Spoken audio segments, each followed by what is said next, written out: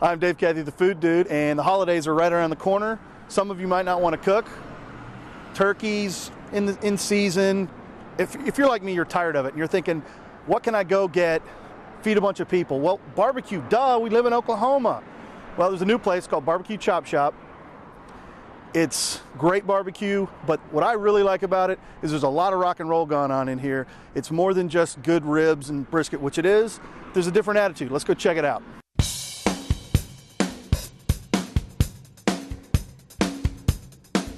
Both my wife and I have worked at several different barbecue places, and the idea of a chop shop is, you take from these different cars and put it into one, and so basically, we're a chop shop of barbecue places. So that's how the whole idea of this place started.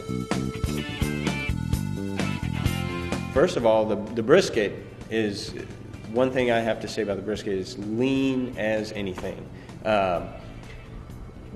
I dare somebody to find fat in our brisket. I mean, it's really hard. The ribs are super tender. You can pull the bone right out. All the food's very moist and tender. The turkey, the pulled pork, oh my gosh. We smoke it in a huge, it's like an old propane tank that's been converted. Put some weights on the doors and big old firebox on the side. And basically we're using oak, hickory, and pecan for the flavor. And basically we have that thing running almost 24/7. Overnight sometimes, depends. We have many homemade sides.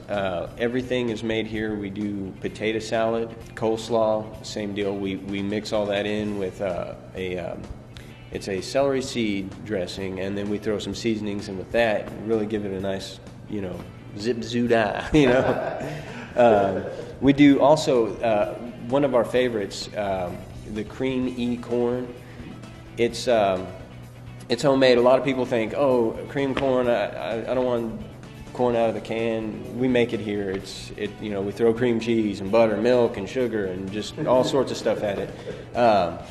And it's very tasty. People come in, they're like real hesitant. We give them a taste, and they're like, I want that. So we have a pecan pie, and then we also have my grandmother's brownie. It's a Texas sheet cake. It's her little kick on that. And then we have a strawberry soda cake. In the summertime, that was the top seller, but because it's cold and it's it's just refreshing. Very, very filling too. I'm telling you, it looks like you could just wolf it down, but by the time you get halfway through, you're just like, oh my God. But now that wintertime set in, brownies are in full effect. People are buying those. Right out of high school, well, all through high school, I was always playing music, bass guitar, drums, And right out of high school, I started, doing shows. The first thing I did, Pagan Fest, it was kind of like bands from, Edmond, Oklahoma City, and Norman, and it was like an all-day thing. And after that, I started talking to Scott Booker, manager of Flaming Lips, and he got me in touch with all these national booking agents, and I started bringing national acts here. It was kind of hard to do, though, because,